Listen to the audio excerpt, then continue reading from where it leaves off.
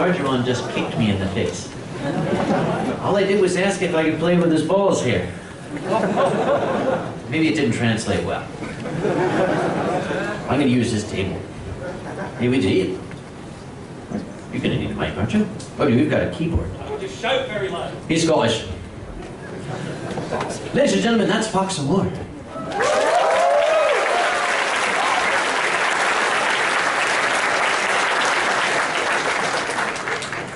I'm Onkel Kage.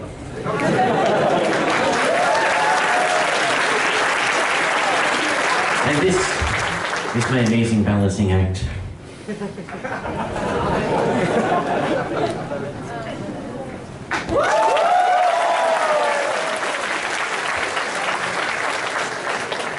And this is because I have been known to spill wine on the stage, so I have here the spill-proof wine glass.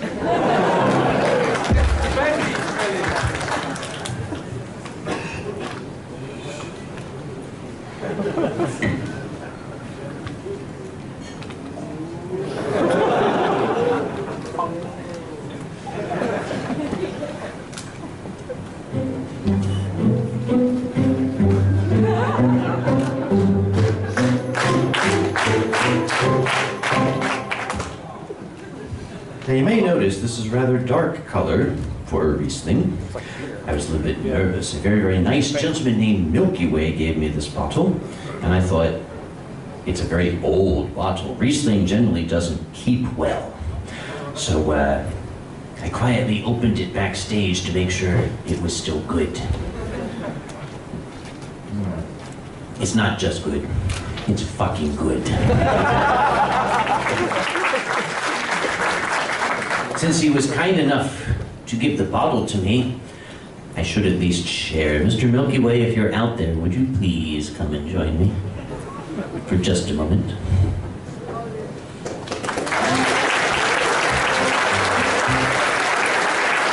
Thank you ever so much.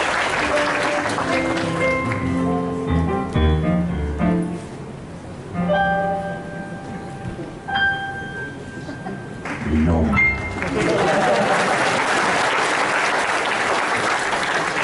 I should be like Sergeant.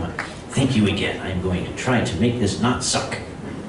Also, we need to move. Oh, before I forget, there was wonderful Dragnaros out there who make sure I don't fall over at night. Take that to him, would you be so kind? Thank you very much.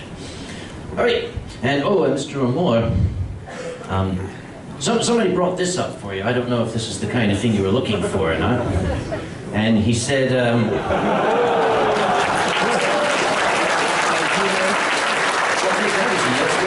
he said you had to do some sort of ritual by pouring it in that.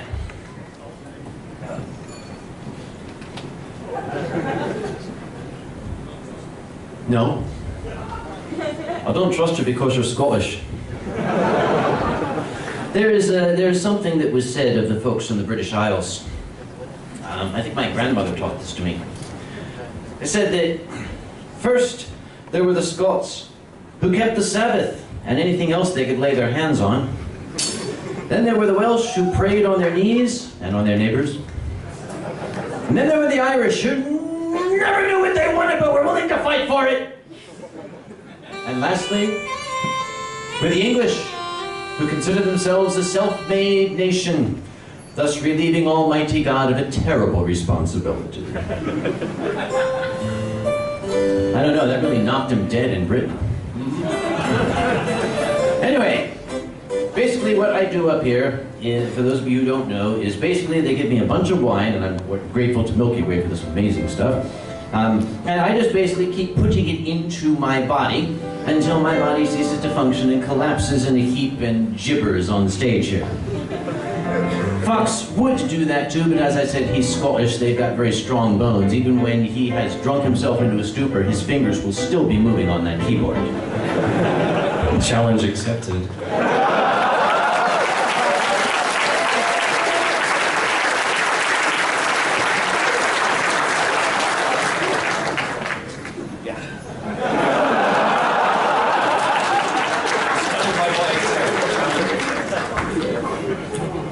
see, shall we?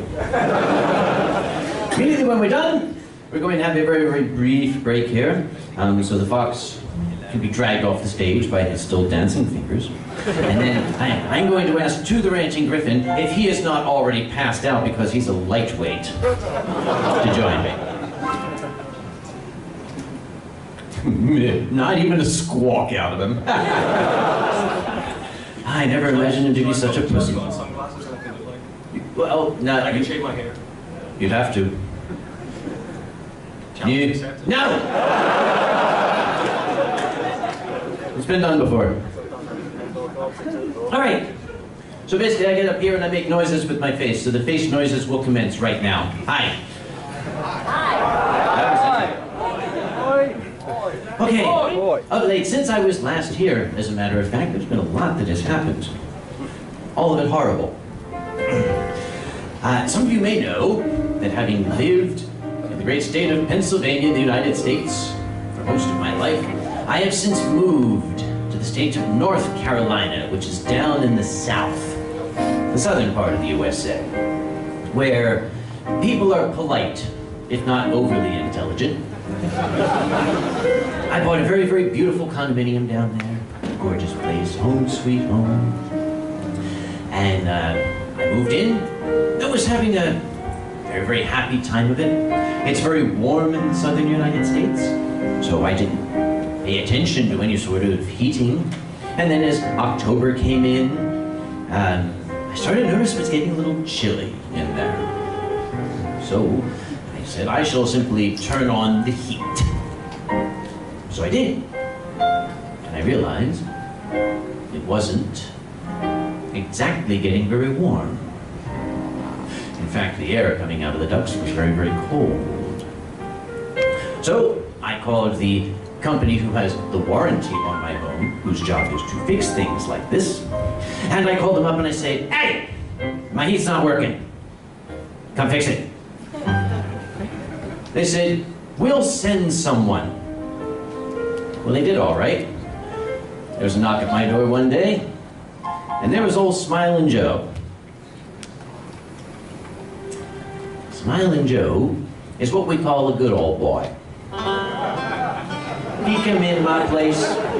He said, how you doing there, Mr. Conway? Look at your here heat, right? Yeah, those sound like the notes for my heating. All right. Oh, man, look at that. Have a look at this here, Mr. Conway. I'll see what your problem is. It seems like your automatic flip-flop overdrive has become inverted in here, and it appears the masturbator circuit is not jerking the way it ought to be, and we're getting absolutely nothing out of the putz puller. I said, what? He said, the damn thing's broken. I said, well, can you fix it? He said, nope. You're gonna have to replace the whole thing. Well, I'll tell you what. I'll bring in something I can patch it up with, maybe some baling wire and a few night crawlers or something, and we'll just put it back together for you. I'll be back here tomorrow night at 6. Well, tomorrow night at 6 came. I never saw Smiling Joe again. So eventually I called the home warranty company back and I said, okay, I have an idea. You guys are going to call Smiling Joe, and you're going to tell him that he is not going to come onto my property again. As a matter of fact, he is never going to allow me to get eyes on him in any shape or form, because I will not be responsible for the outcome, because I'm a firm believer in the Second Amendment. That means I can shoot the bastard. It says so right in the law. Gotta love my country. So,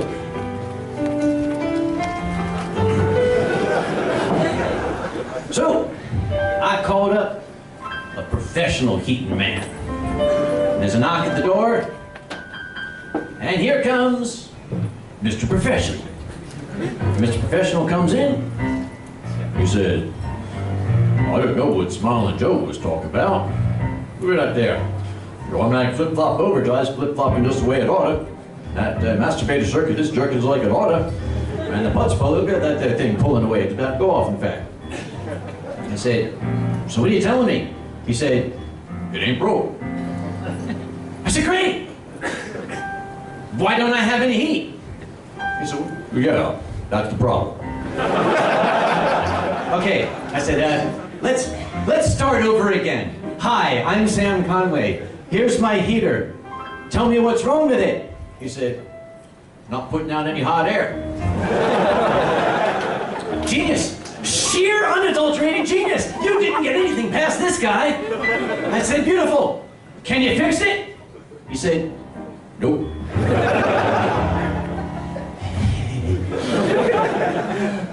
Okay, I'll bite. Why? He said, well, here's how your heater works, see? You got these here coils of hot water, and this is going to be blowing air up over those coils, you see?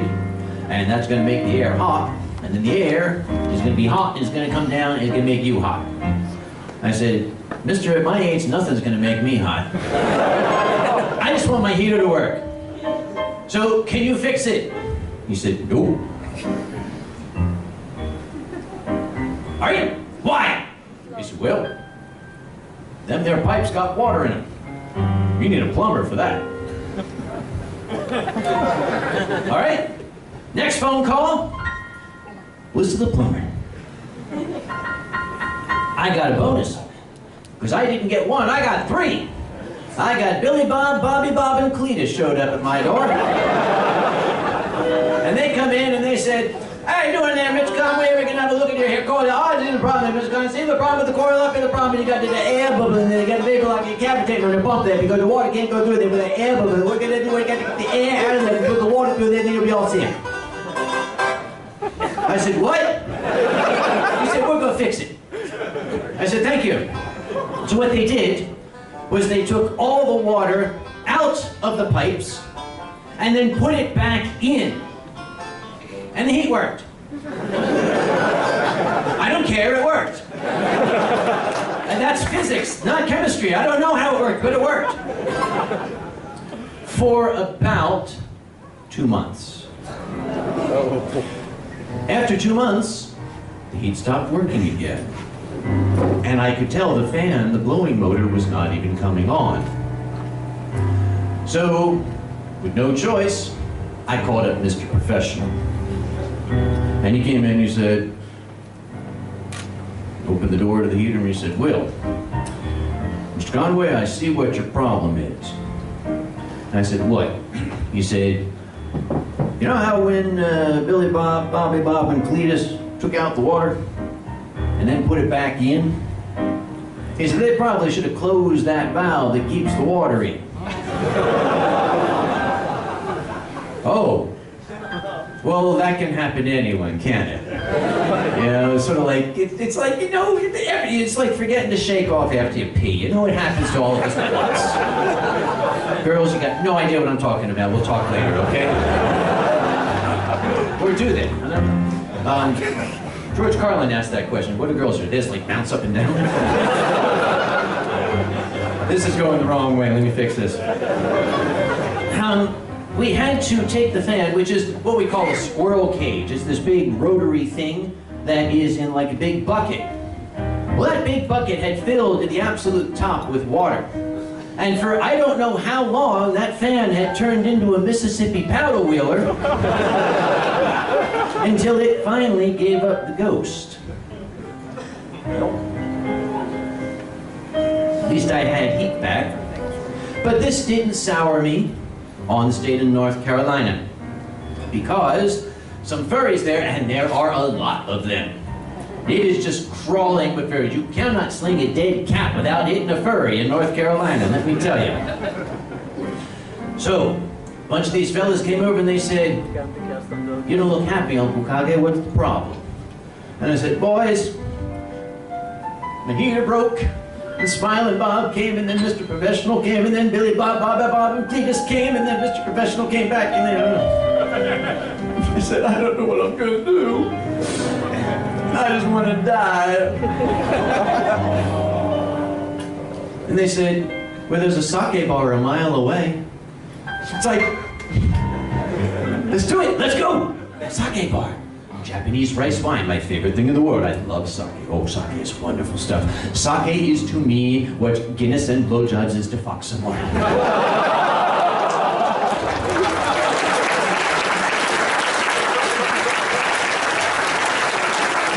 to a Scot, there's no difference. Actually, it's great getting them in Glasgow because they've got no teeth. Watch some more of that. I love that. So, they took me out to the sake bar to cheer me up. This was going to be great. We went out to the sake bar, and I walked in the door, and this very handsome Asian gentleman walked up to me.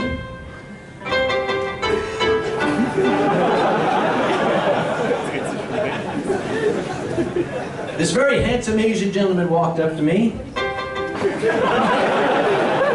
And he smiled, and he bowed, and he said, "How y'all doing?"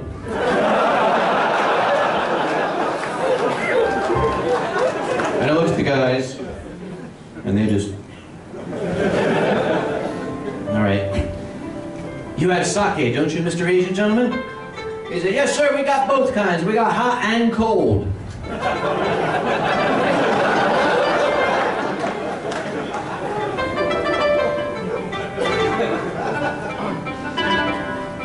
So we went and we sat down at this wonderful Asian bar. And they brought out some little, you know, those little peas to eat there. What do you call it? Edamame, and we ate them. And then I said to the Asian gentleman when he came by, I said, "What type of sake do you serve?" He said, "I told you, hot and cold." I said, no, what type of sake? You know, what grade, what prefecture, what brewery? And he said, "Let me get your menu." And I looked at the fellas again.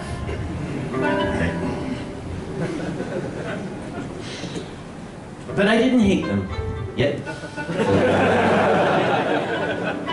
Because he brought me the menu. They had exactly 4 kinds of sake. Shit, real shit, and So I decided that since was their absolute top shelf sake, that's the one I would get. Please give me a glass of So he walked away, and I looked at the fellas, and they're all just sitting there. And as I was looking at them, from the corner of my eye, I saw the waiter come back in with a bottle and a glass. And something didn't look right. And I turned, and as he was just about to pour the sake, I said, "Stop. Why is there a cucumber sticking out of my sake glass?"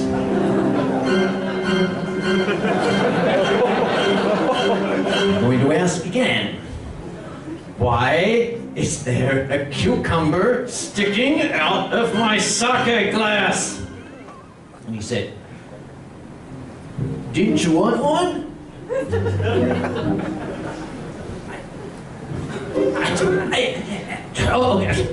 Okay, work with me here, okay? Imagine this, picture, if you will, that I walk in to the finest restaurant in Paris, and I say, "Good morning, garçon. Yes, my usual table, please. Kindly bring along a glass of Saint-Emilion 2001, please. Oh, and would you be good enough to put a dead trout in it for me? Maybe filter it through an old jock strap a few times."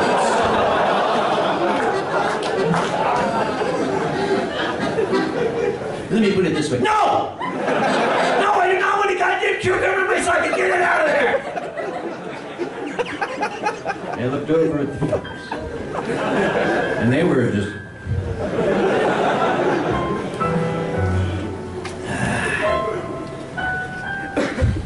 But even that could not spoil my mood, because having moved very recently to North Carolina and taken a new job, a new home, and everything, I had done a quick calculation. I don't know how it works in other countries, but in the United States, the way your taxes work is you give all of your money to the government, and then they give you back a little bit at the end of the year.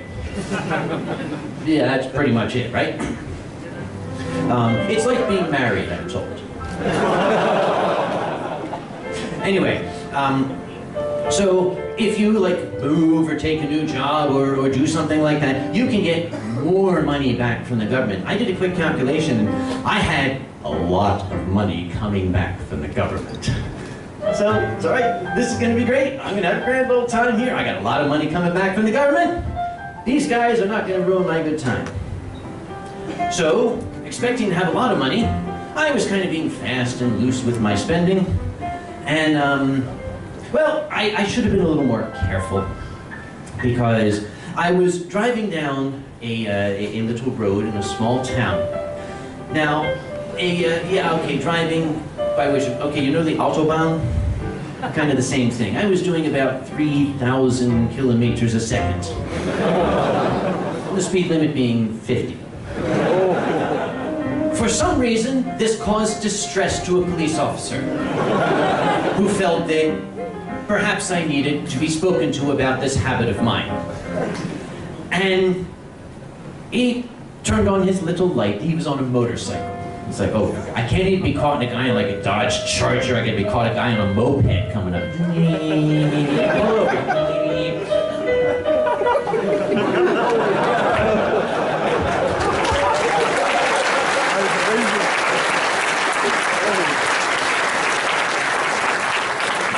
So he pulled me over, and he walked up to the window. Now, if you're a comic, if you're a funny person, you sometimes feel it necessary to make a tense situation less tense by interjecting a little humor. So I rolled my window down, and he said, "Do you know how fast you were going?"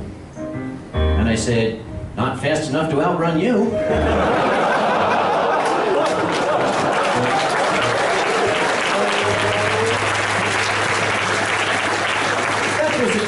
$220 joke.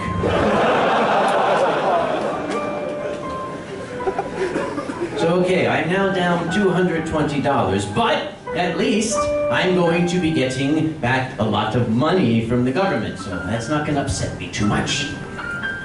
So the next thing I realized was I was going to be going to Confuzzled in Great Britain very shortly. Well, the US is very, very, very nervous about terrorists and horrible people who want to kill the president from coming into the country. So we have very strict immigration laws in there. They want to examine everything. They want to take off your shoes going into the airplane, and they want your teeth fillings to be removed and everything. Or if you give them some money, they'll give you a free ticket to get through customs. Because, as we all know, terrorists don't have money. So, it's called global entry. And what you do is you send the government $100.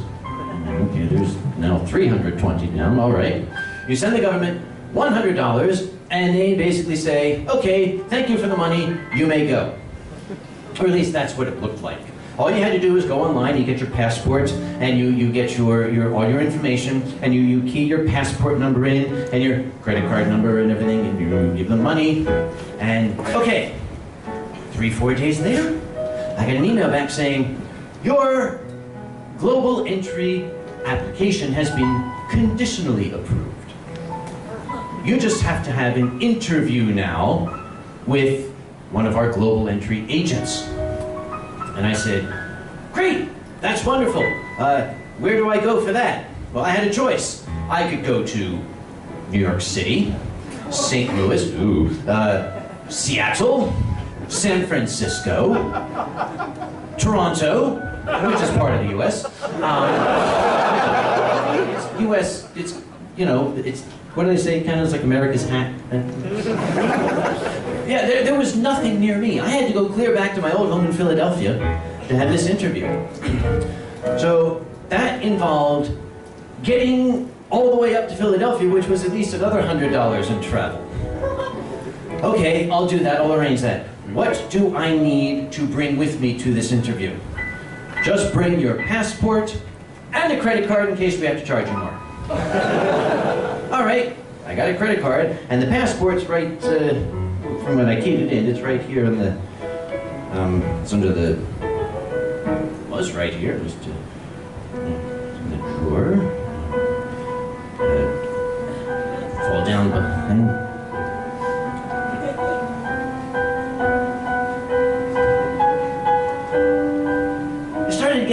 feeling like I swallowed a cat. But it had been sitting right here, right? And I said, oh God, what I didn't want to think about was the fact that I keep my trash container right next to the desk. And it had been several times, it had gone away. So I realized it was gone. And if I wanted to get my global entry, and I wanted to get to Confuso, and I didn't want to waste my $100, I had to get another one. So I went to the passport office, and the lady said, how soon do you need it? And I said, now? She said, we could do that. I said, great! She said, it'll cost you. Gotta love my country. It took some doing, but I got the appointment to get in and see the lady that very day. And I went in and I sat down with her with my birth certificate. And I showed it to her, and she looked and said, oh, this is no good. It says certificate of birth. This is it. I was born. I can prove it. Look. I was through the birth process. I'm here. She said, yes, but it doesn't have your parents' names on it. I said, I know their names. I don't need it on here. I don't need to be reminded.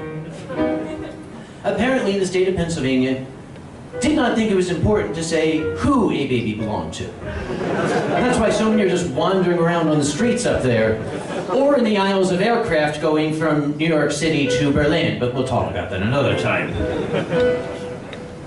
So I said, what am I going to do? She said, well, I have exactly 7 minutes left before I have to go on to my next customer. If you can get home and get another form of identification and get back here, then I can process it. So I said, 7 minutes? What am I going to do? If I don't have my birth certificate, this is all I have. I got nothing else to say I was born. You want proof? What am I supposed to do? You'll call up my mom and say, come here and show them? I don't know. You got to help me out. What am I going to do? She said, do you have an old passport? I said, yes. It's at home, which is 4 miles away. I can do it. So I jumped out, got in my car, went tearing down the street at exactly 50 kilometers an hour. Got home. You know how when you move, you always wind up with like 20 boxes that stay packed for a while? I don't have them anymore. They all got unpacked in one big spot until I found the passport on top of the pile. And I went racing back 50 kilometers an hour. And I gave the lady my old passport, and she said, okay, great. That'll be $140. Plus a $75 rush fee, plus a $30 fee that we don't really know what it is, but it says here I have to charge it, so that's the $30 fee. And then there's the fee for having fees, and the surcharge. So, the ticket with the my finances were really starting to hurt. But I still didn't let myself get too sad, because just a few days before I had sent in my giant stack of paperwork to the accountant to get that huge sum back from the government. So, that very day, after putting in my brand new passport application, I drove home, and there, in my mailbox, was the packet from my accountant that I'd been waiting so long for. And I tore it open and went through the papers, went straight to the cover sheet, and I saw that I really suck at math. You know how I was, like, expecting a large sum of money? Apparently I got the plus and the minus wrong at some point, because I had to give the government an enormous amount of money. And I stared at this in horror. And the letter from the accountant said, please remit, plus my $150 fee, to this address, by this date. P.S. Why did you send us your passport?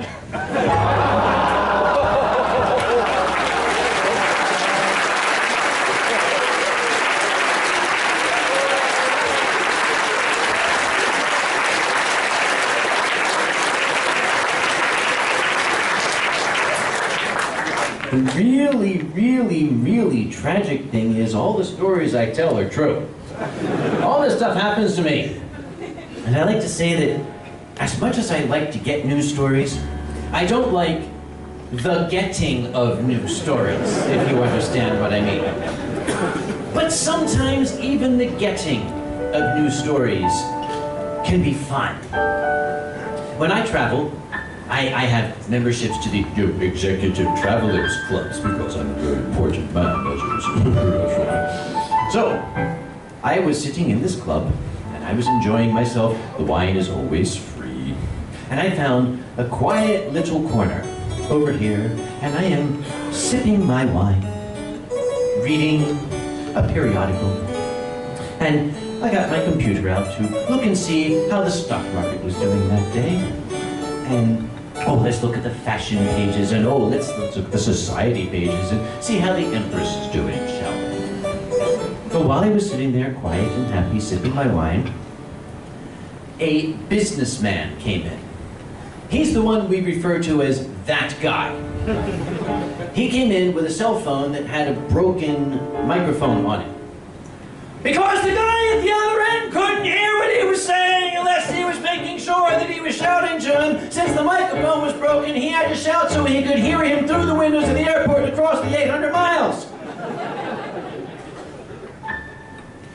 And I thought, that's very rude. What do you do? Well, there's the standby glare. There's the impatient huff. Sometimes those don't work. Then there's the exasperated F. But that even didn't work. Blah, blah, blah, blah, blah. So I did the next thing that came to mind. I went to my laptop, went to YouTube, did a search for the words sweet transvestite. Cranked the volume up full and let it rip. Even started doing the dance. I'm just a sweet transvestite from transsexual Transylvania. He got up and left. I don't know why.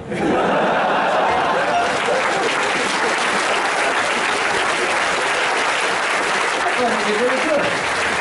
Everybody's pretty, aren't they?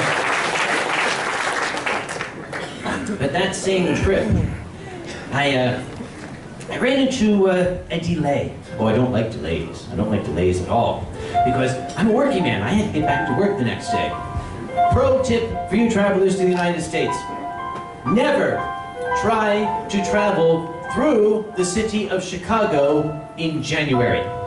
It's kind of like trying to invade Russia in the winter. No, let's sorry, it's kind of like, it's a bad idea, all right? So, I had tried to fly through Chicago. Now, Chicago knows how to deal with snow.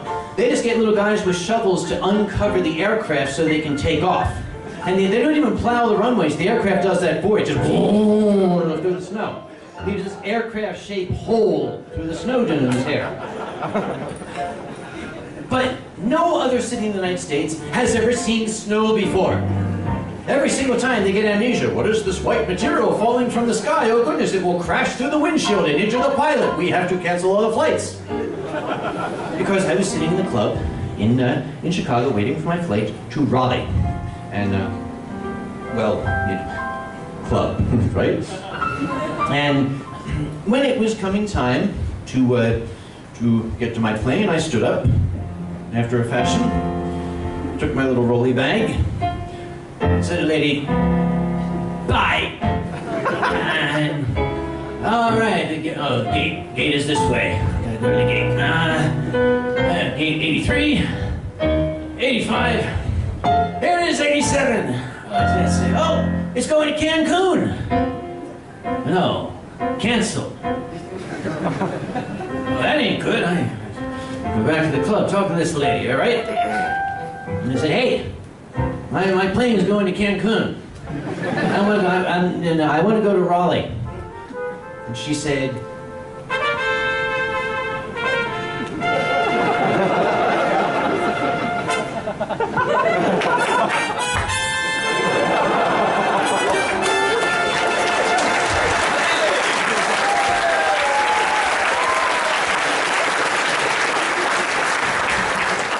said, well, we can't send you to Raleigh because, you know, the flight that's going down there might have a snowflake on it. And that snowflake might be a terrorist. So I said, well, when can you get me out next? And she looked at the little schedule and she said, the next flight out is 6:30 a.m. I said, well, that's not bad. She said, Thursday. No. Man, look, listen, I have to get to work tomorrow. I cannot take time off. If I take time off, I won't be able to go to Eurofurence. I don't want that. You have to get me to Raleigh. And she said, I could give you a different connection, and it would get you there, but you don't want me to do that. I say, yes, I do. I cannot afford to spend the night here in Chicago. You have to get me to Raleigh now. And she said, we'll fly you through Newark, New Jersey. I said, get me a room. Because I know Newark, New Jersey.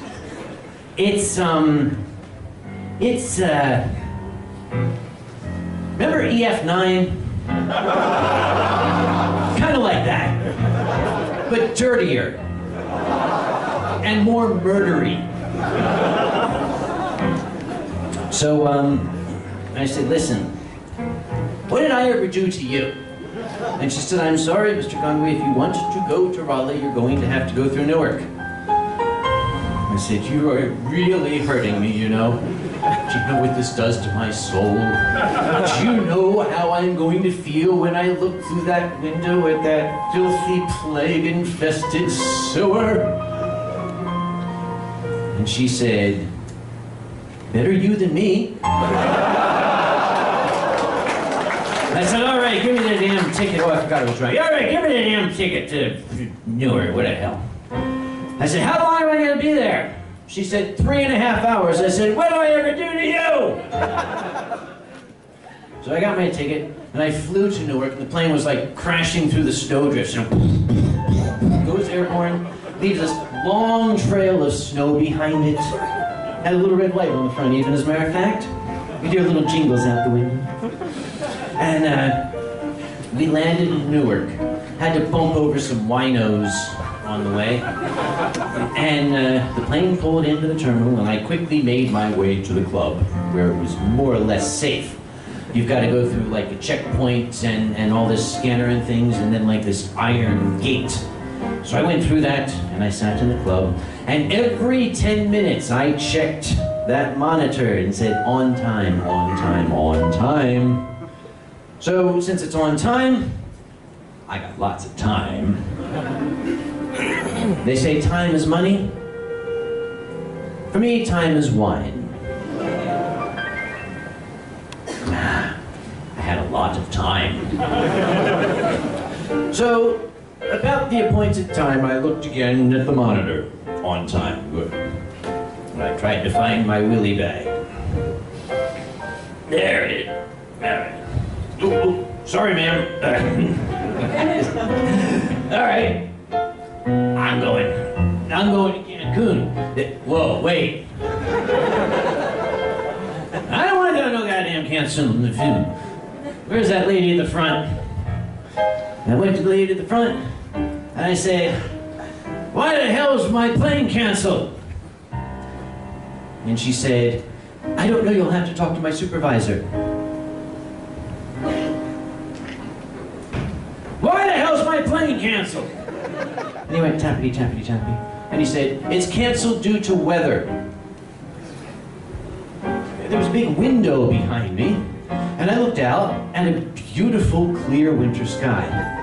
And I said, what weather?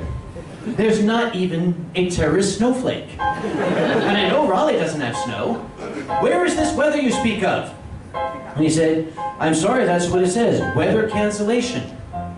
I said, well, okay, look, are you looking at the same window I'm looking at? Do you see that? The sky is empty. It is devoid of snow. It is devoid of clouds. And he said, well, apparently it's also devoid of airplanes. I had to give him that one. I was like, You're good.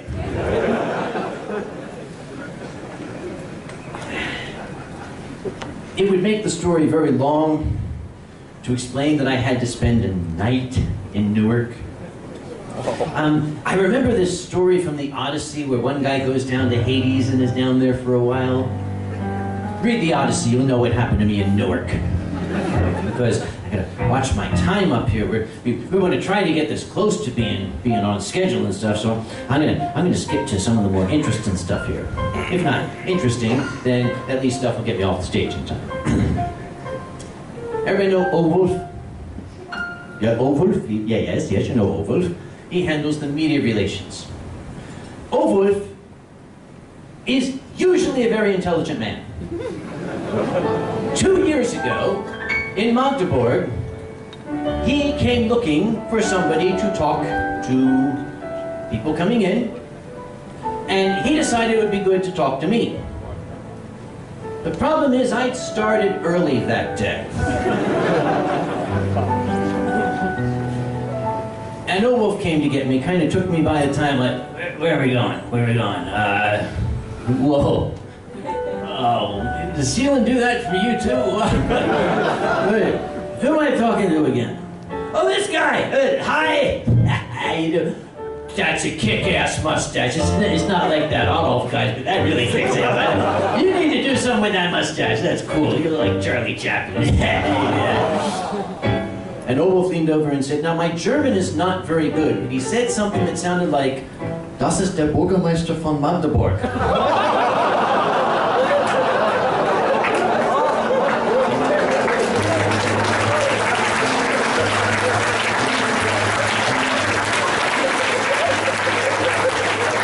He found a way to cut through the alcoholic haze. I went, hello. How are you? Do you speak English? He said, no. I said, good.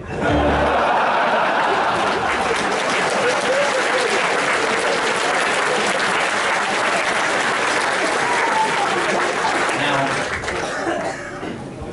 I should at this point out, I do occasionally make an off-color comment about that time in history where the two halves of the world did not necessarily understand each other. It was a tragic time. I don't mean to make light of it. And it's necessary for me to mention this because I want to tell you about a man that I had the pleasure of knowing. He was an amazing and memorable fellow. His name was Paul Gordon. He, back many years ago, in 1942 in fact, was a crew member in a B-17 bomber that, shall we say, encountered difficulty in the skies of France. Several men in his aircraft died in that difficulty. Paul parachuted out. He landed in a farm field, was rescued by the French family who owned the farm field, and when the representatives of the German government came to get him, they patched him up, and he spent the rest of their war as their guest at a hotel called Stalag 17. And I loved to listen to Paul's stories. There was something about them that I couldn't put my finger on. Not only was he an absolute engaging storyteller, he could hold your attention just by making noises and pointing at you and drinking wine. It's amazing. I have no idea how he does that. But I never tired of his stories. Paul passed away very recently, and I was asked to say a few words at his funeral. And I told his wife, I don't know, it's so difficult for me to talk in front of people, but I'll try. And as I started to think about Paul's stories, I started to realize what it was that he was trying to convey in those stories. His book is available online, barnesandnoble.com. It's a little book, it's not a great encyclopedia. But Paul tells his story in a way that I've never heard an American war veteran tell. He never at any time said anything rude or even slightly insulting about the German people or the German army.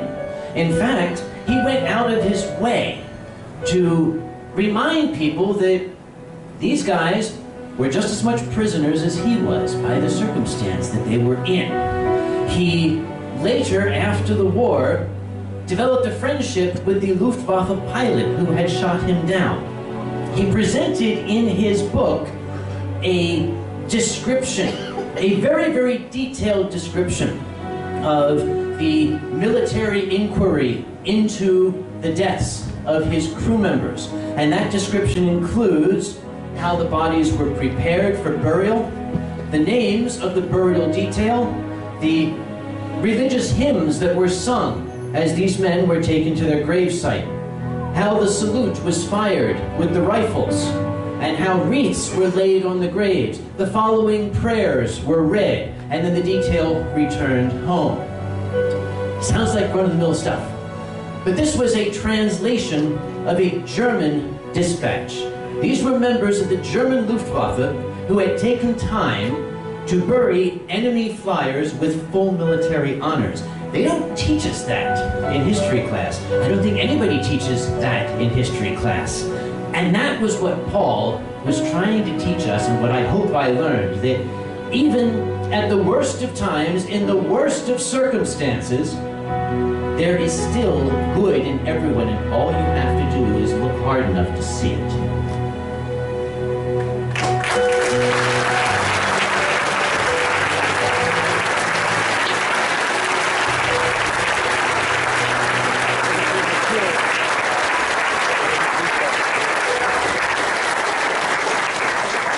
The funeral was a beautiful affair.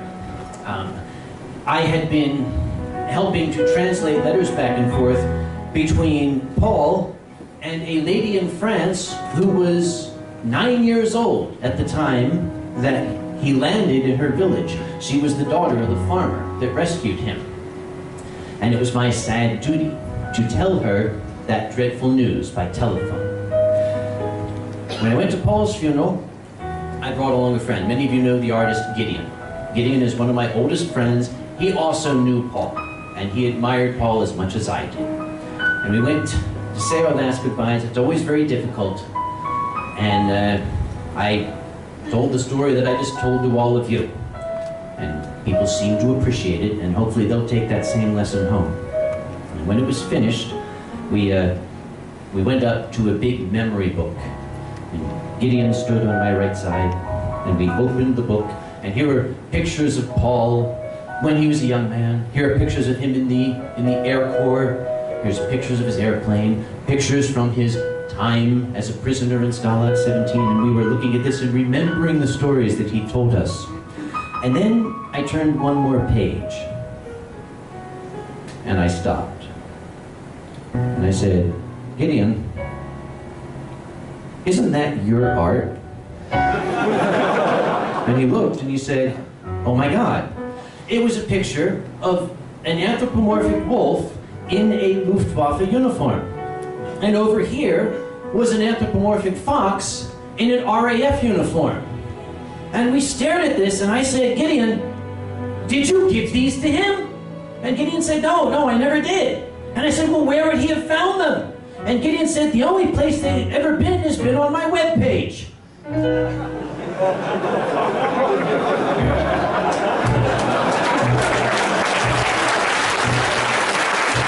Here's to you, Paul, you son of a bitch.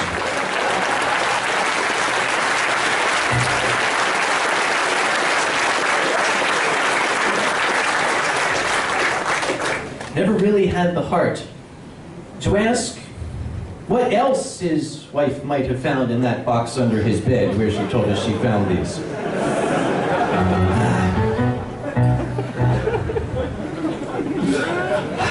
That's enough of that. I've had very nearly an hour, and that's close enough. Here's what I'd like to do.